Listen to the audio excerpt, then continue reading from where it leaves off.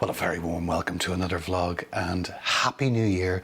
It's that time of year to reflect, plan and consider what we can do to improve our photography, to set goals for next year and more importantly, how we can achieve those goals.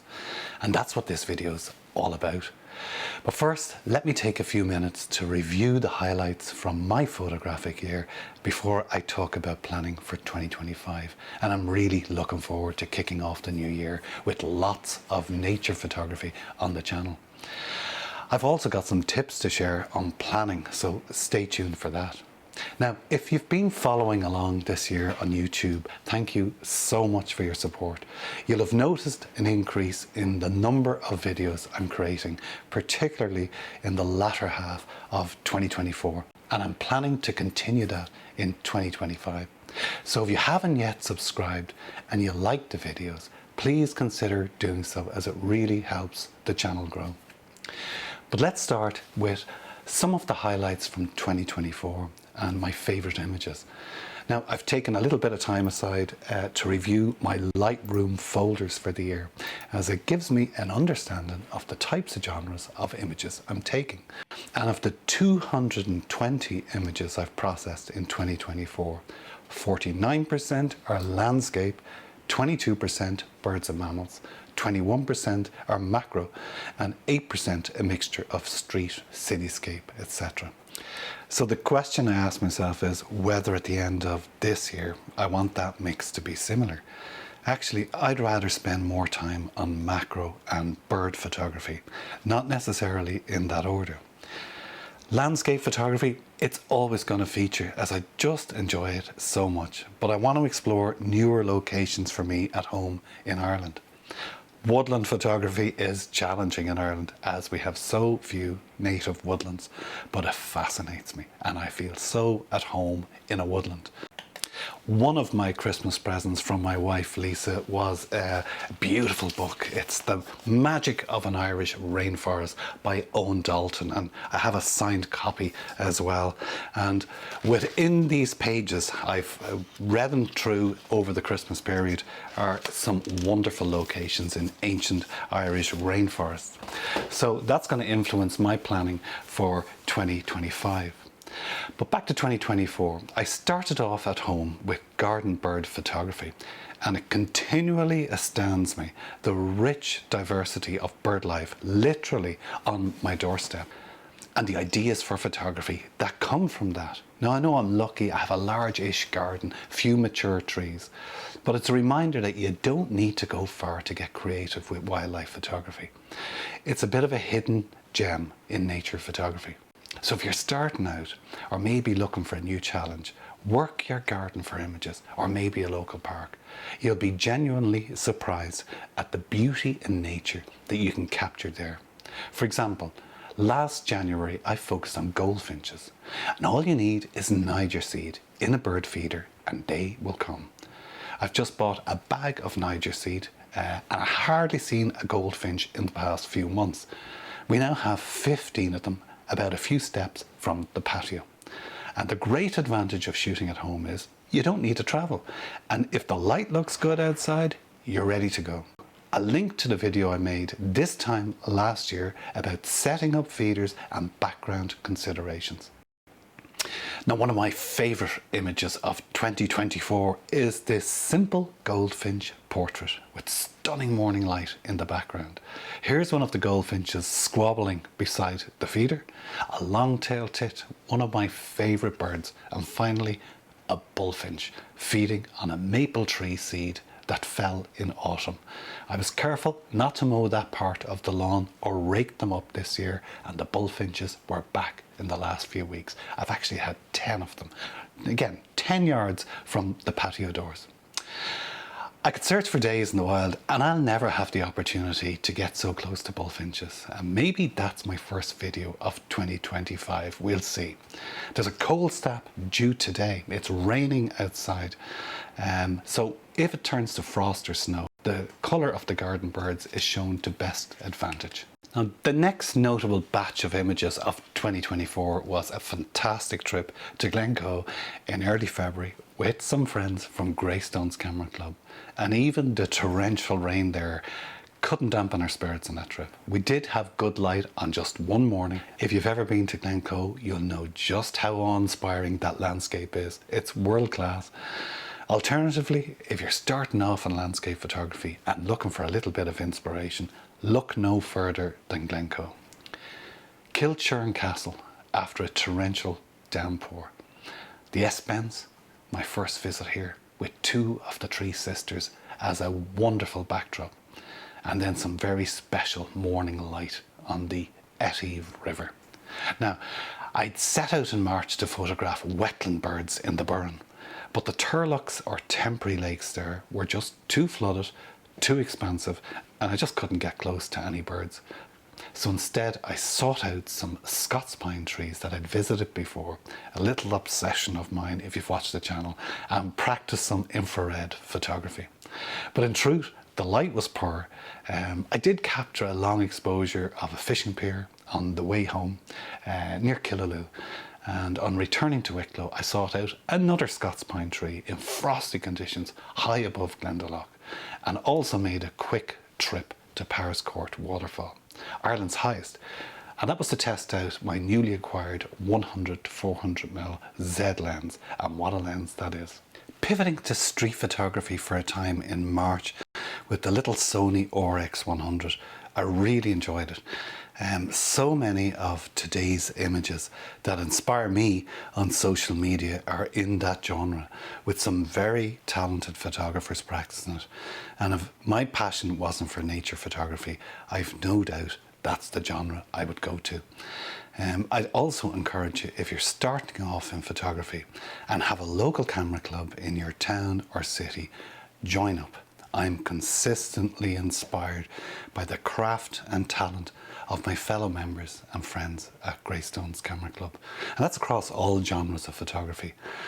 And it really was the inspiring Fellowship Street photography panel of Sean Baker that got me out into the streets of Dublin to delve a little bit deeper into that space. But back to nature photography. Well, a thorn from a bramble cut my cornea whilst gardening. That'll teach me a lesson. Leave the garden as it is. It'll draw the wildlife in, and that in tandem with a back injury and a lengthy issue with the camper van put me out of action for most of the spring of 2024. And we also had to cancel a trip to California, but it was rebooked in October. More on that later. Summer came. Our garden was largely left untended, and by sowing wildflower seeds throughout, this provided yet another garden inspiration for me, with flowers and insects to photograph. It's amazing what you can find when you take the time to look closely. Just kneel down, cover a few square meters. It's just so rewarding to see the life that I'd walk past every day, just from a detailed and a different perspective. So here's a selection of those macro images from the summer in the garden, a few trips to the local wildlife sanctuary, the East Coast Nature Reserve, and a single trip to the raised bogs of County Offaly, a very special place.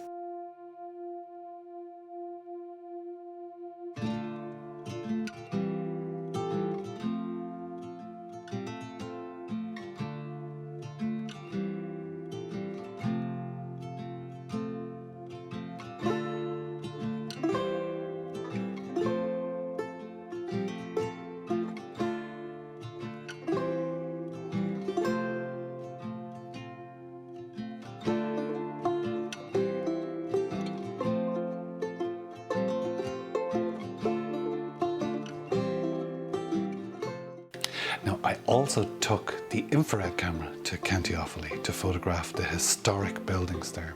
I find infrared photography fascinating in the way scenes are rendered and transformed into something otherworldly, and I'll continue to build a collection of infrared imagery in 2025. With August came a trip to the Copper Coast in County Waterford, but not to photograph the well-regarded coves and sea stacks. I've noticed on a few trips to this UNESCO Global Geopark the variety of colours in the rocks. So I thought, why not take a few days to hone in on finding and photographing abstracts of the geology there. A day trip to the Wexford wetlands in September to photograph migratory birds preceded our 2-week holiday in California. And California was nothing short of incredible. From the towering coastal redwoods to the sequoias, from Yosemite, my God, what a place, to Big Sur, and not forgetting San Francisco itself, which produced my favourite image of the trip. Though I don't know where a photo of a tram is going to fit in a nature photographer's portfolio, but having the opportunity to capture some of the most iconic landscapes in the world is an experience I'll treasure forever. So rather than go into any further details on California, and if you haven't watched the videos, I'll link to the playlist of, there's 5 videos there to watch.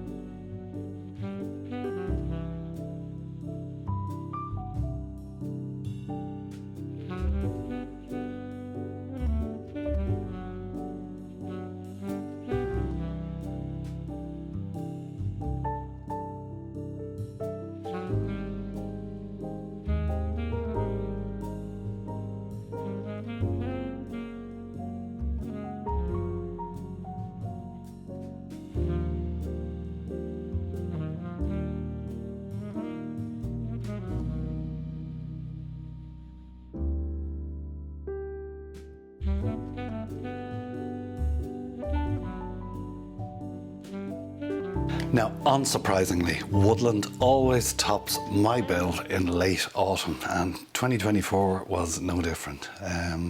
But I'd never previously headed out to woodland to photograph fungi, mushrooms, and this type of macro photography really surprised me insofar as how much I enjoyed it. So I decided to make a couple of videos on photographing mushrooms, which proved very popular on YouTube and just shows how fascinated we are with these truly amazing life forms. I also managed to fit in some regular woodland photography this year.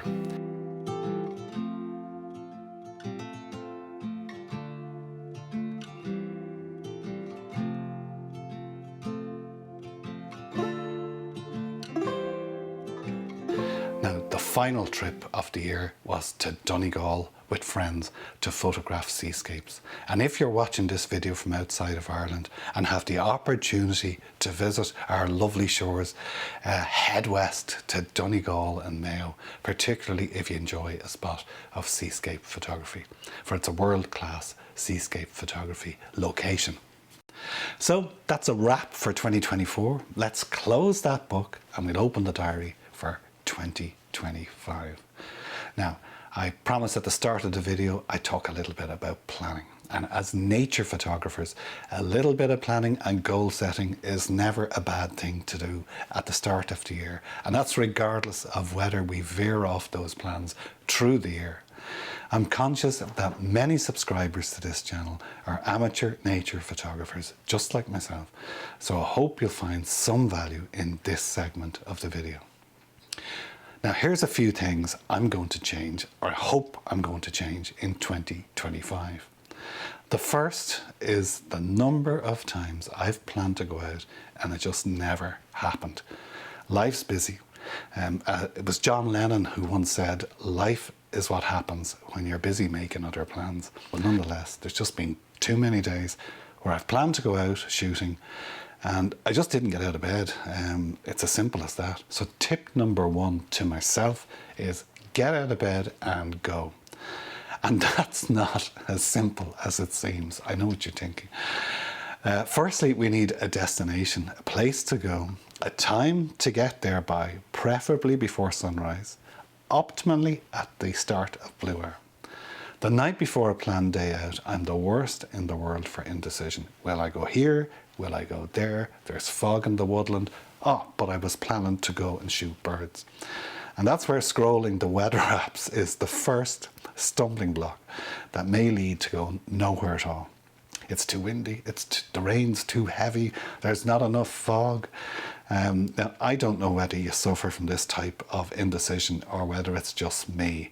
You may be thinking, that sounds pretty simple, why don't you just go? So maybe that's a tip just for myself.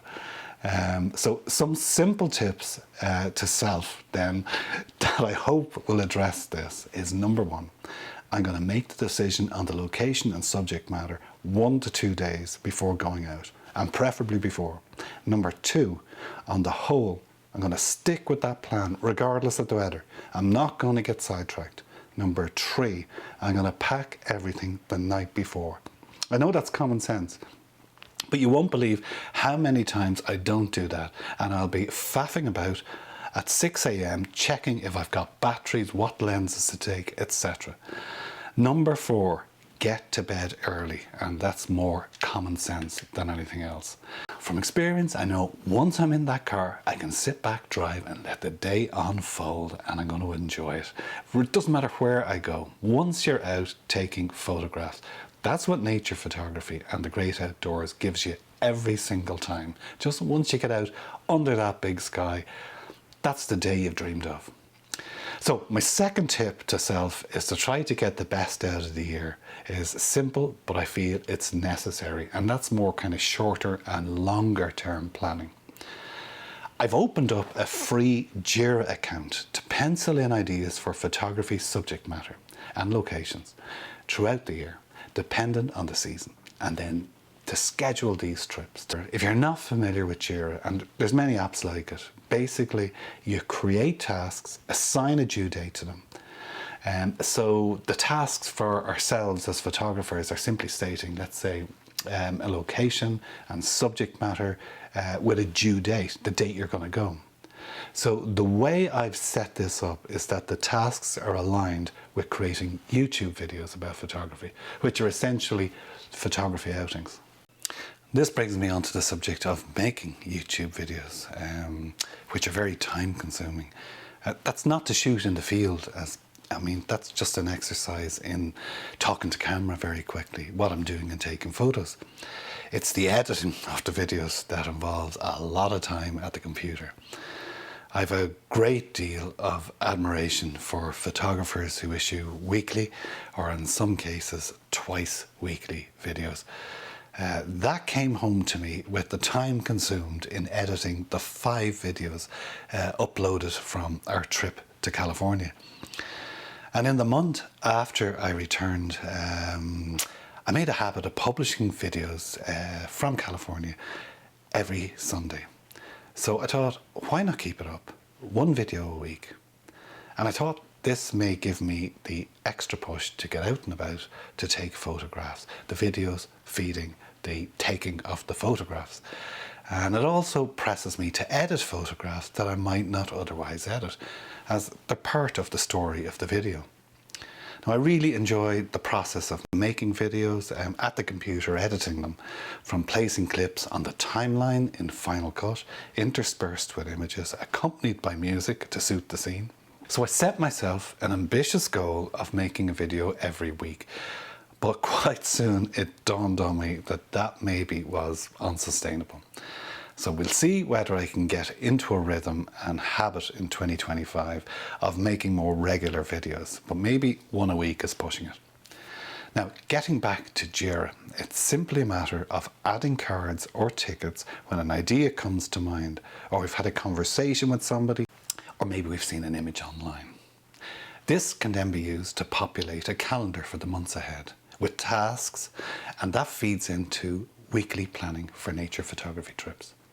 For example, what's the best week of the year to photograph bluebells, or to visit an offshore island like the Saltese here in Wexford, to photograph puffins bringing back fish to their young, or to photograph great crested grebes courting, and that's not too far away. And are there better locations we can try to photograph these wonderful species at? And as we all know, from the flowering of snowdrops in January to the frosts of December, nature events occur and pass by so quickly, and it's easy to miss them. I'm determined this year to make the most of it, and I hope you do too. And what I mean by that, for example, is that most years I say to myself, I'll have to make 2 or 3 trips down to Wexford to really dig into winter wildfowl and wetland photography. And this is probably Ireland's main claim to fame when it comes to, wildlife. Millions of birds migrating from the Arctic Circle to our wetlands between October and March. And I just haven't managed more than 1 trip a year. I mean, it's 90 minutes down the road. So hopefully the next few months you might see more bird photography videos on the channel. Now, recently I've decided, in cooperation with my workplace, to switch to a 3-day week. And I'm hoping that's going to give me, well, I'm not hoping, it will give me more time to enjoy photography. And I'm very, very thankful for that. So there are the small changes I'll be making this year related to photography and photography planning. So that's it. My nature photography highlights of 2024, a few thoughts on improving planning for photography in 2025. It's been a year of discovery, experimentation, particularly with macro, and finding beauty in both the familiar and the far-flung. Now, if there's one thing I've learned, it's that you can never really stop learning in photography, whether you're shooting birds in your garden or capturing the grandeur of California. There's always something new to explore and to learn. Finally, I'd like to thank you so much for following along and watching the videos, liking, commenting. More than anything else, it really does encourage me to get out and keep making videos. I find it really hard to believe that 3,800 people have subscribed to the channel. I mean, given the relatively small number of videos I've made. It's had 60,000 views in 2024, which I really find hard to believe. So I do want to spend more time making video content of nature in 2025. I may also make videos on post-processing or printing. And if you'd like to see those types of videos, please let me know in the comments. I'd also like to thank Darren Spoonley for recommending my channel in his 2024 end of year review. It's much appreciated, Darren. Thanks a lot. So I wish you all the very best that 2025 has to offer. I hope we all get out into nature, taking more photos in the new year. So until next time, thanks very much for watching, and a very happy and healthy new year to you and your loved ones.